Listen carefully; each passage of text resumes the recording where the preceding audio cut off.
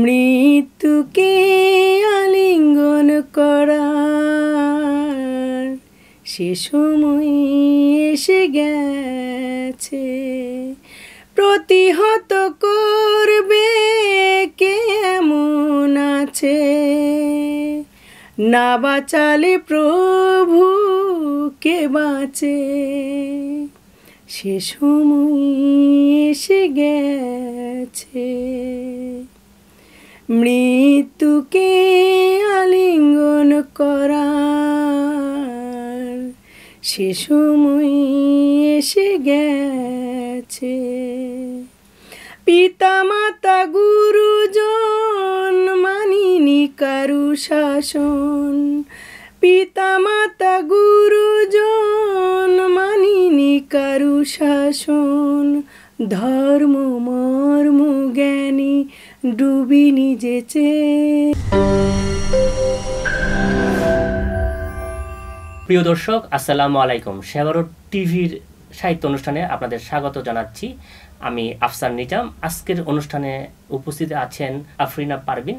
আফরিনা পারভিন একাধারে কবি, লেখক, গীতিকার, সুরকার, সঙ্গীত শিল্পী এবং উদ্যোক্তা। আমরা আজ তার সাথে কথা বলব। আফরিন, কেমন আছেন? আসসালামু আলাইকুম। ভালো আছেন? হ্যাঁ, ভালো আছি। আমি ভালো আছি, আলহামদুলিল্লাহ। আমরা আপনার সাথে কথায় কথায় যাব যে একটা গান শুনি আগে। গান, আমি যদিও মানে গানের শিল্পী হিসাবে পরিচিত না এবং আমি গানের শিল্পী হিসাবে পরিচিত হতে চাইও না, তো শুরুতে গান পরে গাই। ঠিক আছে, আমরা শুরুতে গান না গাই। আমরা আপনার জীবনের শুরুর যে মুহূর্তগুলো, হ্যাঁ, বিশেষ করে সাহিত্যের জায়গা থেকে সেটা কিভাবে শুরু হলো একটু দর্শক জানতে চাই। Thank you. এটা আমি যত চ্যানেলে আমি সাক্ষাৎকার দিয়েছি প্রত্যেকটাতে সবাই আমাকে জিজ্ঞেস করে। এটা আসলে একটা জানার বিষয় থাকে, অনেকের আগ্রহ কৌতূহল থাকে। তো আমি অনেক ছোটোবেলায় যখন আমি কবিতা কী, ছড়া কী, এগুলো কিছুই বুঝতাম না। হ্যাঁ, ক্লাসে আতা গাছে তোতা পাখি, ডালিম গাছে মৌ যেমন থাকে, এগুলো আমি হয়তো পড়েছি, কিন্তু কবিতা সাহিত্য এগুলো কিছু বুঝতাম না, বোঝার কথাও না 6-7 বছর বয়সে। তো আমি একদিন লিখতে বসেছি, যেটা আমার মেমোরিতে আছে, যে প্রথম কবিতা বা ছড়া কোথায় কখন লিখলাম। আমি পড়তে বসেছি, খাতা কলম সামনে, চারিদিকে অনেক মশাকে নিয়ে একটা ছড়া প্রথমে লিখি, কারণ একদম হাতে এমন কামড় দিয়েছে যে ফুলে উঠেছে ওখানে। হ্যাঁ, তখন আমি চিন্তা করলাম মশা আর ফোসকা ধরছে, আমাদের গ্রামে বল না ফোসা, এটা আমি বলছি হাইরে দেশের মশা তোরা তুললি গায়ে ফোসা, এটা হুট করে কিরে মিলে গেল কেন? আর তখন তো খুব কৌতূহল প্রথম, এই যে ওখানে তখন আমি লাইন বাই লাইন মানে অটোমেটিকই আসতেছে ভিতরে ছড়া। এটা তো কবিতা না, আসলে ছড়া। তো এই ছড়া দিয়েই শুরু হলো আগ্রহ প্রচণ্ড। আমি দৌড়ে মার কাছে নিয়ে গেছি, মা দেখো আমি কী লিখে ফেলছি। হ্যাঁ, তো মা বললো এটা তো ছড়া হয়ে গেছে। এই যে ছড়া হয়ে গেল এবং ভিতরে যে একটা উদ্দীপনা কাজ করছে, এটা তো লেখা না আসলে কোনো, হ্যাঁ, একটা মিলে লেখা হয়েছে, জাস্ট অন্তমিলের যে বিষয়টা, ছন্দ আর কি, এটা ছড়া। তো তারপরে দেখলাম কি নিয়ে লেখা যায়, খুঁজতাম সারাক্ষণ কি নিয়ে। আচ্ছা, মাকে নিয়ে একটা লিখি, ভাইকে নিয়ে একটা লিখি, একজনের ঘড়ি চুরি গেছে, ঘড়ি চুরি নিয়ে লিখি। এই ছোটোখাটো করতে করতে মানে তখন থেকে লেখা শুরু আসলে আমার। কিছু লেখক আছে যারা একটু পরিণত বয়সে লিখে। আচ্ছা, এই শৈশবটা কেমন কাটলো? শৈশব আসলে আমি অনেক ব্যতিক্রম ছিলাম। সবাই খেলতো, আমি জাস্ট বসে আকাশের দিকে তাকায় থাকতাম, গাছপালা দেখতাম। আসলে এগুলো কে বানাইলো? আল্লাহ বানাইছে, এটা তো মা বলতো। আচ্ছা, কিভাবে বানাইলো? এক এক জিনিস এক এক রকম, এগুলা মানে একদম ডিফারেন্ট কিছু। আমি ওদের সাথে খেলতে পারতাম না, আমি আলাদা বসে থাকতাম। অনেক চিন্তা আসতো মাথায়, অনেক চিন্তা, এবং ছড়াই লিখে ফেলতাম। আমার কিন্তু আধ্যাত্মিক ছড়া বা আমার যে আল্লাহকে নিয়ে বা ইসলামকে নিয়ে অনেক গান এবং অনেক ছড়াও আছে এই বিষয়ে। আমি অনেক ভাবুক টাইপের ছিলাম, এখন যদিও এরকম আর নাই, সংসার ধর্মে এসে সব ভুলে মানে অত আর চর্চা হয় না, কিন্তু আমি সব সময় ধর্মটাকে প্রাধান্য দিয়েছি। দেখা গেছে যে আমি ওই দিকে টানতো আমাকে। আমার কিছু আধ্যাত্মিক গান এখন লিখেছি আমি। আসলে হয়তো কি আমাদের ফ্যামিলি এমন একটা ফ্যামিলি যে আমরা কখনো বাড়ির বাইরে যেতাম না, মেয়েরা। আমি যখন ক্লাসে 8-এ উঠি, তারপর আমাদের পাশের বাড়ির কে থাকে এটা আমরা জানতাম না, মানে আমরা ওইভাবে মিলামেশা হয় না। আমার বাবা খুব রাগী ছিলেন, কনজারভেটিভ মাইন্ডেড ছিলেন। আমার বাবা যদিও প্রেসিডেন্ট ইলেকশন করেছেন, আপনি হয়তো শুনেছেন যে উনি 82 সালে রাষ্ট্রপতি নির্বাচন করেছিলেন, হ্যাঁ, টেবিল মার্কা নিয়ে। আফতাবউদ্দিন মাস্টার আমার বাবার নাম। তো হ্যাঁ, তো উনি খুবই রাগী ছিলেন এবং উনি দুর্মুষ কমিটির সভাপতি ছিলেন। যদিও বাবার প্রসঙ্গে আমরা না যাই, পরে বলবো হয়তো গল্পে অন্য আরও চ্যানেলে বলেছি। তো ওই বাবা করতেন কি, কোথাও বের হতে দিতেন না। সাহিত্য চর্চা ঠিক আছে, তুমি লেখো, ঘরে বসে লেখো, কোথাও যেতে হবে বা কেউ অনুপ্রেরণা দেওয়ার মতো একটা মাত্র ব্যক্তি ছিলেন, সেটা হচ্ছে আমার মা। সরি। তো আমার মা ছিলেন, মা বলতো যে ভালোই তো ছড়া লিখে ফেলছিস, হ্যাঁ। আমার মা শিক্ষিত ছিলেন, বলছেন যে লিখতে থাক। এই যে লিখতাম। তো তার মানে হলো যে আপনার অনুপ্রেরণার মূল যে সেগুলো আপনার মা। হ্যাঁ, মা আমাকে অনুপ্রেরণা দিত, সাহস দিত। কিন্তু আমি দেখতাম কি আমার বাবা কবিতা লিখতেন, আমার বড় বাবা কবিতা লিখতেন। কালচারাল ফ্যামিলি বা সাহিত্য ফ্যামিলি, কিন্তু আমাকে গান কবিতা এগুলা অনেক টানতো। কবিতা মানে কবিতা, ওই সময় কবিতা বুঝতাম না, কিন্তু গান ভালো লাগতো। মনে যারা শুটিং করে, সিনেমা করে, নাটক করে, যদি আমি দেখতে পাইতাম, এরকম সবারই আগ্রহ থাকে। এটা আমার ছোটোবেলায় এমনই ছিল, এটা স্বাভাবিক একটা বিষয়। তো লেখালেখি আসলে আমাকে মা অনুপ্রেরণা দিত। এমনকি আমি যখন অনেকগুলো লেখা হয়ে গেছে, মানে এলোমেলো, যেখানে মনে হচ্ছে সেখানেই লিখছি। এমনকি রাস্তায় হয়তো ঘরে আমাদের যে উঠান আছে, উঠানে ধুলার ভিতর লিখছি, ছড়া লিখছি। তো ওগুলো তো আসলে থাকে না, মুছে যায়। তো যেগুলা খাতায় লেখা ছিল, যে ছড়াগুলো, সেগুলো আমার মা গুছিয়ে গুছিয়ে সুন্দর করে লিখে দিতেন, নাম লিখে দিতেন। বলে কি, এটা লিখছি, সেটার একটা নাম দিতে হবে। তোর নাম যেমন আফরিন, তো ওখানে ছড়ার একটা নাম দিতে হবে। তো মা আমাকে বলতো যে নাম দি একটা সুন্দর দেখে। আমি বললাম নাম কি দিব? বলে যে হইতে পারে যে ছড়ার ভিতরে কোনো একটা শব্দ, হ্যাঁ, ওইটা লিখে দে, বা তোর মনে যেটা চাই। তুই কিসের উপর লিখিস? তুই যেমন লিখছিস মশার উপরে লিখছিস, তো মশা নামটা দিয়ে দে, এরম বলতো। তো ওখান থেকে আসলে অনুপ্রেরণা আমার মায়েরই। আসলে মা হলো গিয়ে তার আদর্শ যদি হয়, তাহলে সেই সন্তান বড় একটা পর্যায়ে যায়। হ্যাঁ, আপনার সেই জায়গাটা আমরা দেখেছি। ফ্যাক্ট হলো, প্রথম লেখা কোথায় কবে প্রকাশ হয়? এটার একটা গল্প, সেটা হচ্ছে আমার প্রথম লেখা, সেটা এখনো আমি রেখেছি। সেই পত্রিকা, মানে আমার একটা ভালো লাগা, জি, একটা ভালো লাগার একটা জিনিস, হ্যাঁ, যে আদম বার্তা, মানে আদম বার্তা নামে একটা পত্রিকা ছিল, জানি না আছে কিনা, সেই কবে 89 না কত সালে, ওই টাইমে। তো তখন আমি একটা ওই সাথে, সংগঠনের সাথে জড়িত হয়ে যায়। আমি ক্রিয়েটিভিটি যেটা আপনি বললেন, ঠিক সেরকমই আমার খুব ইচ্ছে হইতো যে কিছু করি। এখন যেমন অলসতা এসে যায়, তখন মনে হয়তো সব কিছু দিয়ে মনে হয় যে হাত দিয়ে আমি কিছু একটা করব, আমি হেঁটে যাব, আমি সব কিছু করতে ইচ্ছে করতো, মানে কাজ করতে আর কি। তো সংগঠন যখন আমি দেখলাম যে বয়স্ক মহিলারা অনেক শিখেছে, অনেকে আমাকে বলছে যে তুমি পড়াশোনা করতেছো পাশাপাশি, যদি আমার খুব ছোটোবেলা বিয়ে হয়ে গেছে, তো বলতো কি তুই যে কোনো একটা কাজ করতে পারিস, এখানে বয়স্ক মহিলাদেরও তো পড়াইতে পারিস। তো আমার ওই জিনিসটা খুব ভালো লাগতো। যখন আমি এই বয়স্ক শিক্ষার সাথে জড়িয়ে পড়লাম, যে আমি আমাদের গ্রামে 2টা স্কুলে আমি শিক্ষকতা করতাম, হ্যাঁ, খুব ছোটোবেলায়, যে আমি বয়স্ক মহিলাদের পড়াইতাম একটা সংগঠনের মাধ্যমে আর কি, সংগঠনের নাম আমি ভুলে গেছি। তো ওখান থেকে ওনারা বললো কি যে কবিতা যেহেতু লেখেন, তো ওখানে একটা ম্যানেজার আসছিল ওই আমাদের শাখায়, তো বললো কি যে আদম বার্তা নামে, আমাদের ওখান থেকে আদম দিঘে আমাদের বাড়ি, ওখানে একটা হচ্ছে পত্রিকা বের হয়, তো একটা কবিতা দিয়ে দেন। তো আমি আবার একটা যুদ্ধের সম্ভবত কবিতা দিয়েছিলাম, যুদ্ধের সময়, আপনার লেখা আছে কিনা? আমি বলছি জি আছে। তো যুদ্ধের একটা কবিতা দিয়েছিলাম, সেটা এখনও আমার কাছে অবশ্য আছে, বাড়িতে সংরক্ষণে আছে। ওইটা আমি প্রথম ওখানে প্রকাশ হয়। আল্লাহ কীভাবে প্রকাশ হয়েছে জানেন? ওনারা পারেনি ভালো করে, প্রথম মনে হয় ওইটা প্রকাশ করেছে। অনেকগুলা লেখার মাঝখানে আমার নাম চলে গেছে একদিকে, মাঝখানে 4 লাইন লেখা আসছে, শেষে যে আবার 2 লাইন আসছে। মানে আমি ইন্ডিকেট করে গোল করে করে চিহ্ন দিয়ে দিয়ে ওইটা নিয়ে আমি সারাক্ষণ, ভাই আমার কি মজা লাগতো, পেপারে আমার কবিতা এসে মানে কি একটা আগ্রহ, আমি জানি না কেমনে হয়, তবে ওই জিনিসটা আমি এখনো গোল করে রেখে দিয়েছি ওইভাবে। মানে একজন লেখকের কাছে একটা লেখাই গুরুত্বপূর্ণ। হ্যাঁ, বুঝবেন না যে এখানে 4 লাইন ওখানে 2 লাইন, শুধু লেখাই বুঝতে পারে। শুধু আমি বুঝবো যে আমার লেখা। এরপরে আপনার বই প্রকাশ হলো কবে? হ্যাঁ, এটা একটা ইন্টারেস্টিং সেই গল্পটা শুনতে চাই। এটা নিয়ে অনেক ক্যাচাল থাকে প্রকাশকের সাথে, সেই গল্পটা শুনতে চাই একদম। আমি তারপরে বহু দিন কেটে গেছে, আমার সংসার, আমার বৈবাহিক অবস্থার পরে বাচ্চা কাচ্চা, হ্যাঁ, তাদেরকে মানুষ করা, এসব করে আমি মাঝে মাঝে মানে আমার হঠাৎ করে রাত্রে, আমি বিশেষ করে রাতে বেশি লিখি, দিনেও লিখি, কিন্তু রাতের লেখাগুলো আমার একদম ব্রেন যেভাবে ওয়ার্ক করে, যেভাবে সুন্দর করে লেখা গুছিয়ে আসে এবং খুব চিন্তা ভাবনা করে লিখি, সেটা দিনেও আমি হয়তো ছড়া লেখা যায় বেশি, এখন কবিতাও লিখি দিনের বেলা, রাতে নিরিবিলি খুব সুন্দর কবিতা আসে আর কি।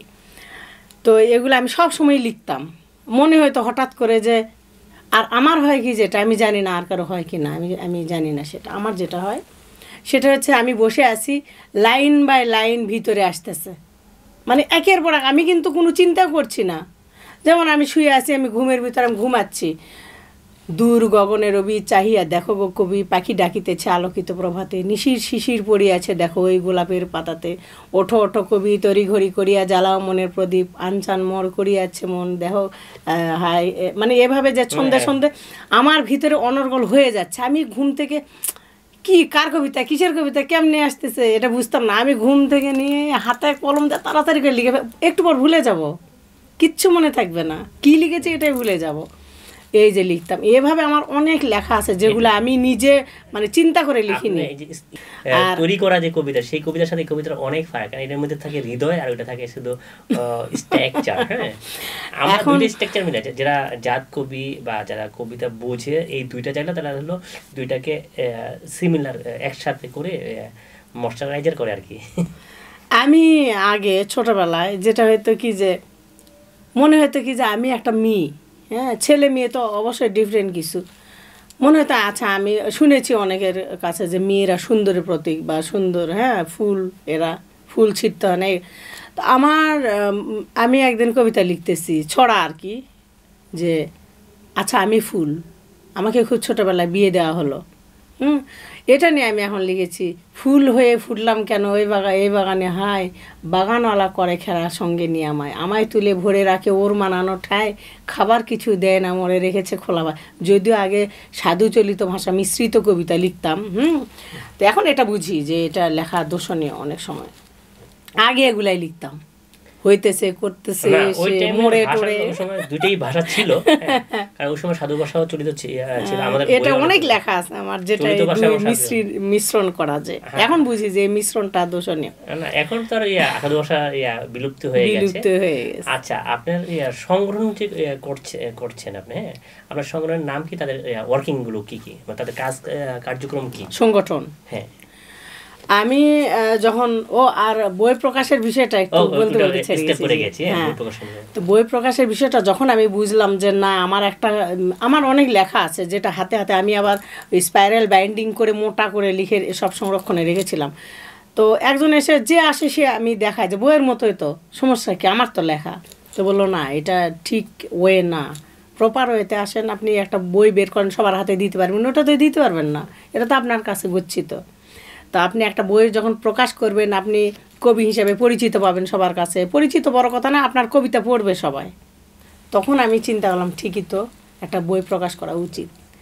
তখন আমি 2011 সালে প্রথম আমার স্বপ্নযাত্রা, আমার কবিতা একটা স্বপ্ন এবং যাত্রা শুরু করছি, এটা নাম দিয়ে আমি লিখেছিলাম স্বপ্নযাত্রা কবিতার বই।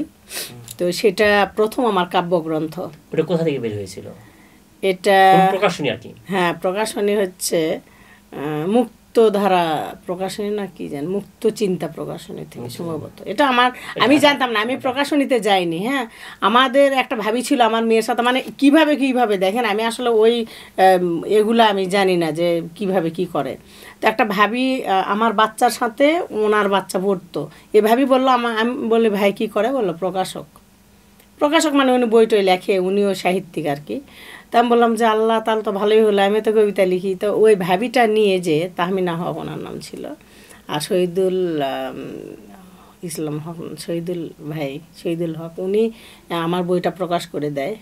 মুক্তধারা মনে হয় বা মুক্ত চিন্তা এরকম কিছু একটা প্রকাশনী থেকে উনি কমপ্লিট করে এনে আমাকে দিয়েছে। জাস্ট এভাবে করা হয়েছে প্রথমটা। তারপরে দেখলাম যে না, তখন আমার বইটা হাতে পেলাম এবং আমার একটা নিয়ত ছিল যে আমার বাসায় কিন্তু অনেক কবি আছে না, যে হয়তো অনেক কবিতা পড়ার পরে চিন্তা আসে আমিও লিখবো, এরকম আমার কখনোই ছিল না। আমি কোনো দিন কোনো কবিতাই পড়িনি, শুধু বইয়ের যে কবিতাগুলো ছিল এটা আমি পড়তাম। কোনো লেখকের কোনো লেখা আমি কখনোই পড়িনি ওইভাবে এক্সট্রা কোনো বই নিয়ে, বা ওই আমার বাবার সম্পূর্ণ রুম আলমিরা ছিল, ওটাতে ভর্তি বই ছিল, কিন্তু আমরা ওটাতে ঢুকতে পারতাম না। আব্বা ভীষণ রাগী ছিল, যদি ছিঁড়ে যায় কিছু হয়, খুব সংরক্ষণে ছিল, ঢুকতে পারতাম না। তো বই কোথার থেকে পাবো গ্রামে, এটা বুঝতাম না। তো এইভাবে বই আমি চিন্তা করেছিলাম যদি আমার বাসায় যদি কখনো বই ঢুকায় বা বই আমার সেলফে থাকে কোনো, তা সেলফ আমি বানাবোই শুধু আমার বইয়ের জন্যে। মানে আমার বই প্রকাশ করে আমার বই প্রথম রাখবো। তো এই কারণে, তো যাই হোক, তখন আমি প্রথম বুক সেলফ কিনি এবং আমার বইটা প্রথম প্রকাশ হওয়ার পর ওখানে রাখি। তখন নানান ধরনের লেখকের যে বুঝে বই রেখেছি, পড়া খুবই কম হয়, মানে স্বপ্নের ভেতরেই থাকা হয়। হ্যাঁ, এটাই। তো ওই প্রথম বই প্রকাশেরই একটা অনুভূতি, এবং আমি যে কাকে কাকে দিয়েছি তার কোনো শেষ নেই। এখন আমার বইয়ের অভাব, আমার বই পাই না ভাই। আমার গ্রন্থগুলা, কাব্যগ্রন্থগুলা যে কোথায় কিভাবে শেষ হয়ে গেছে, 1000টা করেছিলাম ওই সময়, একটা বই আমার কাছে নাই। এই অবস্থা। পরে আমি কিছুদিন আগে আমার বড় আপার কাছে যেয়ে দেখি আমার 4টা বই, আমার যেহেতু 4টা গ্রন্থ প্রকাশ পেয়েছে, তো আপার কাছ থেকে ধার করে নিয়ে আসছি। আমি বলছি আমাকে তুমি দিয়ে দাও, পরে তোমাকে আবার দিব। আবার মানে এখন হয়তো আবার এটা সংস্কার করব, করে নতুন বই প্রকাশ করে তারপর আপনাকে দিয়ে দিব 4টা বই। আপনার সাংগঠনিক কার্যক্রম সম্পর্কে কিছু জানতে চাচ্ছি। তো আমি অনুপ্রাস জাতীয় কবি সংগঠন যেটা ছিল, অনুপ্রাসে আমাকে পল্লবী শাখার আমাকে সভাপতি করা হয়েছিল। তো সেটা কবে, সেটা অনেক দিন আগে, অনেক আগের। ওটা তো ভেঙে দুইটা ভাগে ভাগ, এখন আমি জানি না। তো তখন আমি সাংগঠনিক কার্যক্রম শুরু করেছিলাম। দেখতাম কি, আমার মন থেকে যেটা আসে, আমার প্রাণের দাবি, সেটা হচ্ছে যে যখন আমি কবিতা পাঠ করব, তখন কারো কথা বলা যাবে না, এবং একদম সাউন্ড প্রুফ হইতে হবে জায়গাটা। এবং সবাই, আচ্ছা যদি আমরা কোনো সংগঠনে দেখা যাচ্ছে কি যে স্টেজে করছি, অনেক লোকজন কথা বলে, ঠিক আছে, যখন আমি কবিতা পড়ছি তখন কেন ভাই যে সামনে পাশে আগে পিছনে সবাই কথা বলে, গল্প করে, কবিতার দিকে কোনো মনোযোগী নাই। হ্যাঁ, আর যে কবিতা পড়ছে উঠে চলে যাচ্ছে, সে চলেই যাচ্ছে, আরেকজন পড়ছে, সে পড়ে আবার চলে যাচ্ছে, শেষে কি হয়, শেষের জন্য একদম একলা পড়ে যায়, ঠিক কিনা? তো আমি এই জিনিসটা খুবই অপছন্দ করি। এ কারণে যখন আমি অনুপ্রাসের, যখন ওই যে খুশনুর আপা ছিলেন, আমার এখানে অনেকবার আসছেন উনি, আমি বড় একটা প্রোগ্রাম করতাম এখানে, আমাদের হচ্ছে মিরপুর, তখন আমি ছিলাম 11 নম্বরে। তো ওখানে আমি ওই যে ইলিয়াস মোল্লা সাহেব, ওনার কাছ থেকে আমি হচ্ছে ওই হল রুমটা মাসের একটা দিন শুক্রবারে করে ওটা আমি নিয়ে নিছি আর কি, যে আপনি এটা প্লিজ আমাকে একটু দেন ব্যবহারের জন্য, একদিন শুধু শুক্রবারে, শেষ শুক্রবারে মাসের। তো উনি আমাকে দিয়ে দিছে, ঠিক আছে আপনি সাহিত্য চর্চা করবেন, করেন, সমস্যা নেই, প্রোগ্রাম করব। তো কয়েকটা প্রোগ্রাম করেছি আমি, মানে 5-7টা বা বেশি আরও প্রোগ্রাম। দেখি কি যে যারা আসেন, যারা অতিথির আসনে বসে থাকেন, তারাই কথা বলে, একজন কবিতা পড়ছে, কথা বলতেছে, আমার খুবই খারাপ লাগলো জিনিসটা। হ্যাঁ, বলতেও পারছি না, আমি যেহেতু ওখানে হচ্ছে সব কিছু করছি, হ্যাঁ, আয়োজন করছি আমি, তো সেখানে আমি তো ওনাদেরকে অতিথি করে নিয়ে আসছি, বলার কিছু, ওখানে যে আমাদের আতিক হেলাল কবি, উনি সম্মানিত, ওনাকেও ডেকেছিলাম একবার। তো যাই হোক, এখন ওখানে যখন আমরা বসি তখন দেখি কি যে অনেক নাম করা কবিরাও এখানে অনেক সময় দেখা যাচ্ছে কথা বলছে, ডিস্টার্ব করে, মানে কথা বলছে আর কবিতা একজন পড়ছে। ভাই এটা আমার কাছে খুবই খারাপ লাগলো। তখন আমি চিন্তা করলাম যে এটা নিয়ে আমি পরবর্তীতে, যিনি আমাকে ওখানে করিয়েছেন, ওনাকে আমি বললাম যে আমি জিনিসটা পছন্দ করছি না, আমি তাহলে তো প্রোগ্রাম করতে পারবো না, কারণ আমার নিয়ম আছে কিছু। আপনারা আপনাদের নিয়মে করেন, আমার সমস্যা নাই, কিন্তু আমার এখানে যখন আপনারা আসবেন নিয়ম শৃঙ্খলার মধ্যে থাকতে হবে। কবিতা পড়বেন, শুধু কবিতা শুনতে হবে যে ও কি লিখছে, ও ওর মতো কবিতা পড়ে কি। আমি যদি আপনার সাথে গল্প করি, কেউ এখানে কবিতা পড়ে, তাহলে কি ওই কবিতাটা আমরা শুনলাম, সে কি লিখলো আমরা বুঝলাম, তাহলে আমরা কবিকে জাজ করব কিভাবে? তাকে প্রাধান্য দিলাম না। এটা অসুন্দর। দর্শকরা শুনতেছে, কেউ শোনে না, আর কবিতা শোনার কয়জনে বা আছে, আর কি এই সমস্যা হয়। হ্যাঁ, আমার কাছে খুবই বিষয়টা দৃষ্টিকটু মনে হলো। তখন আমি চিন্তা করলাম যে না, আমি অনুপ্রাসে থাকবো না।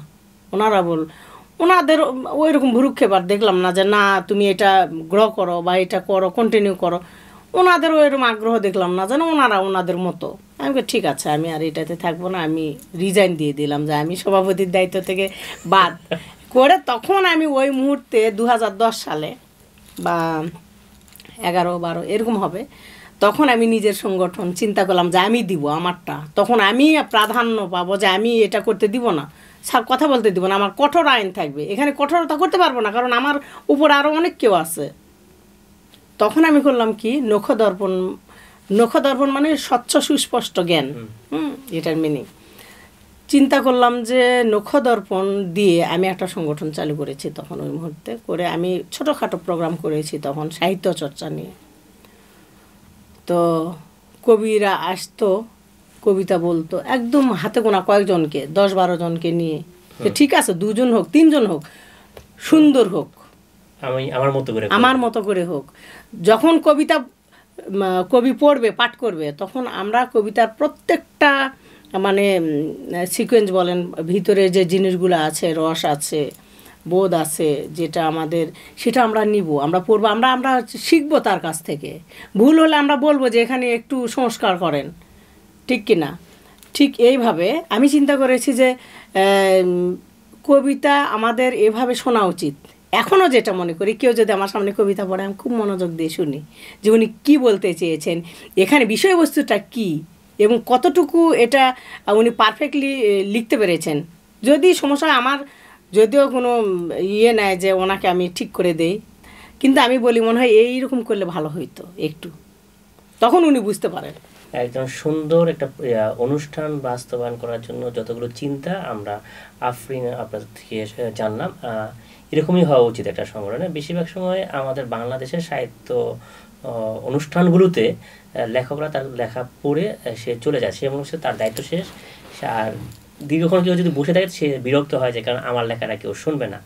এই প্রবণতা থেকে আমরা বেরিয়ে আসতে পারলেই আমরা সবাই জানতে পারবো, বুঝতে পারবো। হ্যাঁ, সেক্টরে আমরা অনেকক্ষণ কথা বললাম, সংগঠনের কথা বললাম, কবিতা সম্পর্কে কথা বললাম। এটা আপনার কাছে একটা বিষয় জানতে চাই, আপনি এই সংগঠনের এখন স্টুডিও করেছেন বিশেষ করে সাহিত্য সংস্কৃতি করার জন্য, হ্যাঁ, এটার মাধ্যমে আপনি কি অ্যাচিভমেন্টটা আশা করেন? আপনাকে সংগঠনের কথা বলছিলাম, তো সাহিত্য থেকে আমি চিন্তা করলাম যে আমরা তো সাহিত্য নিয়ে পড়ে আছি, কিন্তু একটা দুস্থ মানুষ পড়ে আছে, আমাদের মন কাঁদে। যারা সাহিত্য চর্চা করে, দেখবেন আপনি সমাজের অনেক শ্রেণীর মানুষ আছে, তারা সাহায্য করে, সহযোগিতা করে, তাদের প্রাণ কাঁদে, সব মানুষেরই কাঁদে। কিন্তু আমরা যারা লেখালেখি করি, কখনো কি দেখেছেন কোনো কবি কোনো মানুষকে খুন করেছেন? না, কখনোই করেননি। তাদের মন থাকে সফট। তো আমি যখন দেখি যে রাস্তা দিয়ে যখন দেখি পিঁপড়াকে মেরে ফেলছে কেউ, তখন আমার কষ্ট লাগে। ওটাও প্রাণী। গাছ যখন ছিঁড়ছে, গাছেরও প্রাণ আছে, এটা আমরা সবাই জানি। তো আমি তখন বুঝলাম বা মনে মনে উপলব্ধি করলাম যে আমরা কবিতা সাহিত্য পাঠ করছি, আমাদের ভিতরে তো অন্য কিছু আছে আরও। আমরা তো গরিবদের হেল্প করতে পারি, তাদের যে কোনো মনের কথা শুনতে পারি, তাদের পাশে দাঁড়াতে পারি। তখন এরকম মনে হয়ে আমি মানবাধিকার সংগঠন করলাম। ওইটা সাহিত্য, আমার সংগঠন হচ্ছে সাহিত্য চর্চা ও মানবাধিকার সংগঠন। একজন আমাকে প্রশ্ন করেছিলেন যে সাহিত্য এক পাশে আর মানবাধিকার এক পাশে, মানে দুটা না, মানে মুখোমুখি, এটা আপনি কিভাবে একসাথে করছেন? আমি এটা বলি যে যারা সাহিত্য চর্চা করে তারাই মানবাধিকার করতে পারে, সংরক্ষণ করতে পারে, কারণ তাদের ভিতর ওই ক্রিয়েটিভিটি আছে এবং ওই যোগ্যতা আছে। আমি মনে করি তাই না? এ কারণে আমি মানবাধিকার সংগঠন, সাহিত্য চর্চার পাশাপাশি মানবাধিকার সংগঠনও করি। তো আমার মনে হয় এটা করা উচিত। এবং তারপরে আমি চিন্তা করলাম, যেহেতু আমার গান আমি খুবই পছন্দ করি, গান লেখা শুরু করলাম। তো এইটা নিয়েই কবিতা, এখন দেখা যাচ্ছে কি কবিতা মানুষ খুবই কম শোনে, কবিতার পাঠক খুবই কম। যারা একদম কবিতা নিয়ে কাজ করেন তারা আছে, কিছু আছে, কিন্তু সংখ্যায় খুবই কম, তাই না? সত্য কথা এটাই, যে সংখ্যার দিক থেকে খুবই কম। তো কবিতা তো আমি লিখছি, এবং আমি পাশাপাশি গান লেখা শুরু করেছি। অনেক আগে থেকে গান লিখি, অনেক ছোটোবেলা থেকে গান লিখতাম, কিন্তু প্রাধান্য দিতাম না। তো এখন মোটামুটি গান লিখি আমি, এবং সেইগুলা যখন আমি নিজে নিজে সুর দিই, এবং আমি দুই একটা চিন্তা করেছি, আচ্ছা আমি যে সুরটা দিচ্ছি, আমি যেটা চিন্তা করে লিখেছি, এবং আমি যে সুরটা আমার ভিতর থেকে আসছে, বারবার আমার সুর আসছে যেটা, সেটা আমি দিচ্ছি, এটা দিয়ে আমি একটু গাই। তো চেষ্টা করি, আমার কণ্ঠ আপনি যদি হয়তো শুনবে দর্শকরা যে আমার কণ্ঠ একদম ভালো না, মেয়েদের যে সুন্দর একটা কুকিল কণ্ঠ, এটা আমার না, আমি নিজে জানি, বুঝি, তারপর আমি গিয়েছি। কণ্ঠটা কিরকম সেটা বিষয় না, তার গায়কই ঢং, তার গানের প্রতি তার এক্সপ্রেশন, হ্যাঁ, শব্দের প্রতি তার এক্সপ্রেশন, গানের প্রতি তার মায়া মমতা, তার মানে প্রেজেন্টেশনগুলো কিন্তু গুরুত্বপূর্ণ। হ্যাঁ, সেই জন্য বলছি যে আপনার ওটা কিছু ভাবার বিষয় না। আমি সেই জন্য ইন্টারন্যাশনাল যে জায়গায়, সেখানে আমি আপনাকে টাচ করে রাখলাম। Thank you. এটা একটা মানে আমাকে আপনি অনুপ্রাণিত করছেন। ঠিক আছে, তো আমি এটা চিন্তা থেকে আসলে একটা স্টুডিও দিয়েছি এখন। সাহিত্য তো আছে আমার সাথে, সাহিত্য চর্চা সারাক্ষণে করছি। আর সংস্কৃতি বলতে আমি গান গান নিয়ে এখন কাজ করছি। যেমন হচ্ছে শব্দ দর্পণ, যেহেতু আমার নক্ষ দর্পণ আমার সংগঠনের নাম। তো এই দর্পণ যেহেতু একটা আয়না, তাই না, একটা হচ্ছে শব্দের আয়না বলেছি আমি, শব্দ দর্পণ নামে আমার মিউজিক স্টুডিও নাম দিয়েছি আমি। আর আরেকটা দিয়েছি ওখানে আমার স্টুডিওর সাথে সাথে সঙ্গীত একাডেমি দিয়েছি, যেখানে অনেক শিল্পী এসে সঙ্গীত চর্চাও করেন, কেউ কেউ শিখছেন আবার। আমাদের একজন মিউজিক ডাইরেক্টর ওখানে আছেন, তাকে ওখানে মিউজিশিয়ান আর কি, মিউজিশিয়ান আছেন, তাকে রেখেছি।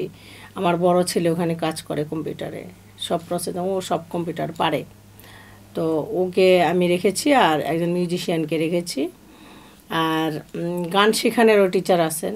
তো এই মিলিয়ে ওখানে খুব ভালো একটা আড্ডা হয় প্রতিদিনই, সপ্তাহে 3 দিন। তো একদম অনেক লোকজন আসেন, বিটি অপোজিট এখানে আসেন। তো আমরা 3 দিন রেখেছি একদম, ওখানে অনেক শিল্পী এসে একদম সাউন্ড নিয়ে এটা গান বাজনা হয়। আমার খুব প্রাণের জায়গা, যেহেতু আমি নিজেও গান করি ওখানে সবার সাথে। আর এইদিকে তো রেকর্ডিং হাউস আছেই। আপনার তাহলে আপনার লেখা সুর করা একটা গান কি শুনতে পারি দর্শকের জন্য? হ্যাঁ, শ্রোতার জন্য।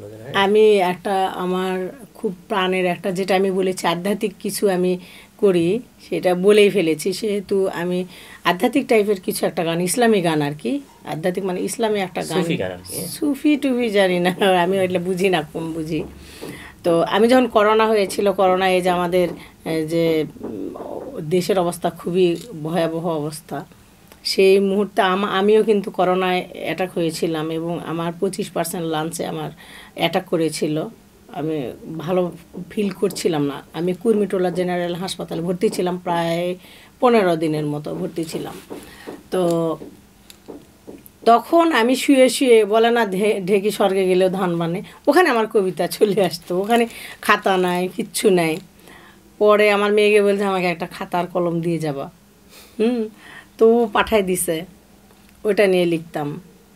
তো সবাই ডক্টররা এসে বলতো যে আপনি এখানে কি লেখেন, বা আমি গুনগুন করে গান গাইতাম। তো ওখানে সবাই জেনে গেছে যে আমি লেখালেখি করি, আসলে আমি গানটা লিখতেছি বা লিখে ফেলেছি। ওখানে আশেপাশের যে মেয়েরা থাকে তারা, করোনা ইউনিটের, তখন একটা গান লিখেছিলাম, ওই গানটা এখন শোনাবো।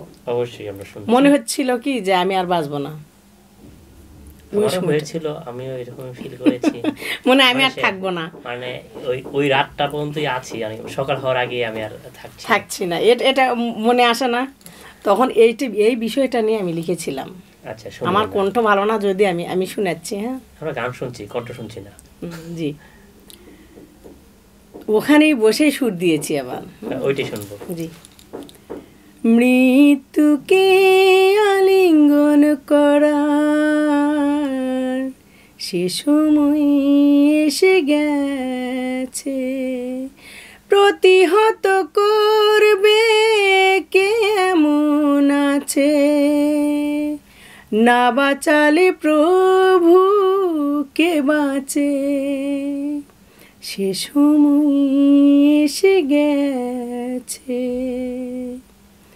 মৃত্যুকে আলিঙ্গন করার সে সময় এসে গেছে। পিতা মাতা গুরুজন মানিনি কারু শাসন, পিতা মাতা গুরুজন মানিনি কারু শাসন, ধর্ম মর্ম জ্ঞানী ডুবি নিজেছে, সে সময় এসে গেছে। তাই আজ হতাশায় বড়ই নিরুপায়, তাই আজ হতাশায় বড়ই নিরুপায়, ক্ষমা চাই প্রভুর কাছে, সে সময় এসে গেছে। এরকম একটা গান। চমৎকার। দর্শক, আমরা চমৎকার গান শুনলাম, আর এই গান শোনার মধ্য দিয়ে আমরা আমাদের অনুষ্ঠান শেষ করব। আফরিন আপা, আপনাকে অসংখ্য ধন্যবাদ আমাদের স্টুডিওতে আসার জন্য। ওকে, আপনাকে ধন্যবাদ। এবং আমাকে যারা দেখছেন, এই প্রোগ্রাম সেবারু একটা চ্যানেল, এই চ্যানেলে আপনারা আসবেন যারা কবিতা আবৃত্তি করেন অথবা গান বা যে কোনো একটা সাহিত্য অঙ্গনে থাকেন, তারা আসবেন এবং দেখবেন খুব ভালো। আপনার প্রতিষ্ঠান খুব সুন্দর, ভালো লেগেছে। আর আর দেশের মানুষজন যারা দেখবেন আমাকে, তাদের প্রতি আমার অনেক আন্তরিক ভালোবাসা, অভিনন্দন। এবং তারা যেন যেটাই সুস্থ ধারার কবিতা লিখুক, হ্যাঁ, সাবজেক্ট ভিত্তিক লিখুক এবং দেশের কবিতা লিখুক, বেশি বেশি করে সমাজের মানুষকে জাগ্রত করার কবিতা লিখুক। ছড়া হোক, কবিতা হোক, তার মাধ্যমে প্রস্ফুটিত হোক নিজে এবং দেশকে তুলে ধরুক সবার সামনে, এই দোয়া কামনা। আগামীতে অন্য কোনো অতিথিকে নিয়ে আমাদের অনুষ্ঠান আপনাদের নিয়ে সাজাবো। সেই পর্যন্ত ভালো থাকবেন, সুস্থ থাকবেন। আল্লাহ হাফেজ। আসসালামু আলাইকুম ওয়া রাহমাতুল্লাহি ওয়া বারাকাতুহু।